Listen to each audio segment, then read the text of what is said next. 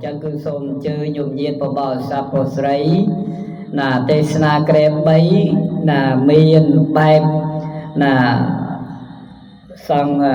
bạc thầm là xong cái ní krem bay hay năng an trai bay bồ ran là bong cru tê snaនៅវេលាម៉ោង3មានព្រះមហាសច្ចៈធេរោកិនម៉ៅណាគឺបងគ្រូសុស្ដាំវត្តបូក្នុងហើយក្រុងបាត់ដំបងខេត្តបាត់ដំបងទី2ព្រះមហាថថធម្មោលោកគ្រូម៉ៅសរឿងបងគ្រូសុស្ដាំវត្តឆាវត្តអាត្មាភាពផ្ទាល់ណាមុនបងគ្រូទេសនាហើយទី3ព្រះមហាមេត្តារកតោវិញបណ្ណារមណាដែលគង់នៅវត្តអនឡំណាទីក្រុងភ្នំពេញណាទាំង3ព្រះអង្គនេះមិនដឹងថាអង្គណាកាសបៈអង្គណាព្រះអនន្តអង្គណាព្រះអបល័យទេណាកាសបៈត្រូវសួរទៅព្រះវិន័យខាងតាក់តងនៅណាព្រះឧបល័យណោះតែវិន័យមានប្រមាណវិន័យមានប្រមាណភាគណាអញ្ចឹងយកញាតបបោស័តវិន័យប្រសងល្មិចវិន័យប្រសក់ល្មិចណាអញ្ចឹងញោមហើយបន្ទាប់មកគឺចប់គឺត្រូវការណាអានត្រៃបែបបុរាណបទណាអញ្ចឹងញោមយើងអានត្រៃបទទៅដឹកនាំដោយព្រះអង្គគ្រូណាព្រះវចនាភិរកថាមួយចន្ទជាតិណាព្រះរាជាគណៈថ្នាក់កិត្តិយសជាព្រះអង្គគ្រូចាតកោវត្តអន្លង់វិលណាសុខសង្កែខេត្តបាត់ដំបងដឹកនាំអានត្រៃជាមួយព្រះណារតនៈអ្នកលិខិតណាសវិសេសណាព្រះរាជាគណៈថ្នាក់កិត្តិយសដែរណាអានត្រៃ4ព្រះអង្គមានព្រះអង្គគ្រូជុចលីនិងណាលោកអូនជីវ័នណាម៉ៅជីវ័នណាអានត្រៃចប់មកបត់ហើយយើងងាកមកព្រះកាសបៈងាកទៅសួរអំណត់ម្ដងណាសួរអំពីឬពិសោធន៍មុនឬក៏អភិធម្មមុនអាហ្នឹងឲ្យព្រះអង្គណាកាសបៈជាអ្នកសួរ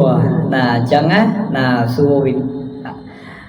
អភិធម្មមុនក៏បានព្រះពិសោធន៍មុនក៏បានណាអញ្ចឹងញោមញាតបបរិស័ទប្រុសស្រីហើយយើងបញ្ចប់ទេសនាបងណាប្រហែលជាម៉ោង4កន្លះឬម៉ោង5ល្មមហ្នឹងឯងបើយើងទទួលទានអភោជនីយអាហារទាំងអស់គ្នាបងណាបន្ទាប់មកយើងណាមានអុយកញ្ជ្រួចនិងបង្ហោះគោមបងអញ្ចឹងសូមជម្រាបណាប្រកេបណ្ដឹងគុណចាស់ណានឹងញោមញាតពុទ្ធបរិស័ទប្រុសស្រីគ្រប់រូបគុំមជ្ឈដ្ឋានទាំងអស់បងណាសូមអញ្ជើញមកឲ្យបានច្រើនកោះកនៅក្នុងពេលល្ងាច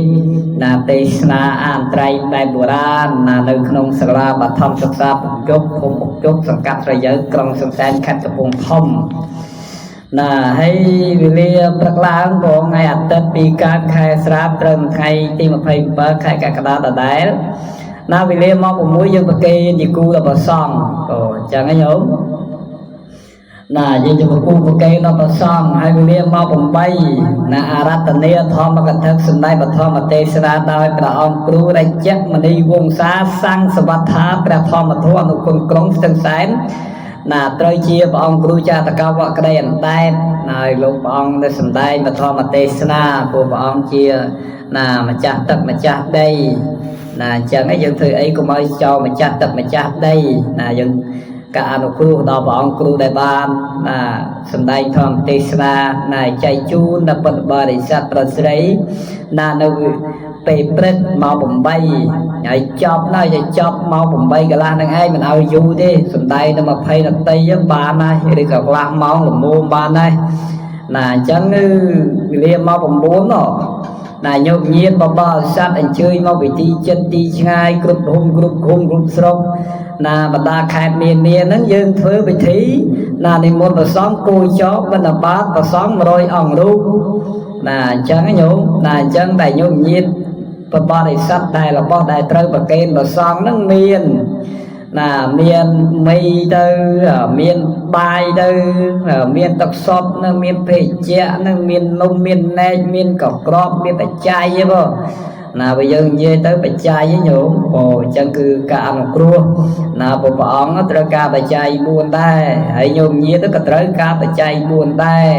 តែបើអត់បច្ច័យណាមួយក៏យ៉ាប់ដែរព្រោះ ណាមិនថាញោមមិនថាអាត្មាទេយើងរស់សពថ្ងៃនេះវាត្រូវណាអាការអាស្រ័យនៅបច្ច័យ4ទី1គឺចៃវរៈទី2បណ្ឌបាតទី3សេនាសនៈនិងទី4ហ្នឹងគឺលៀនភេជ្ជៈណាចៃវរៈហ្នឹងស្បងអង្គជីពោហ្នឹងឯងវាគឺជាបច្ច័យលុយដែលយើងនិយាយស្ដាប់ទៅលុយលុយជារបស់ក្រៅខ្លួនតែបាត់លុយនៅក្នុងខ្លួនក៏រៀងទេងតោដែរព្រោះហើយ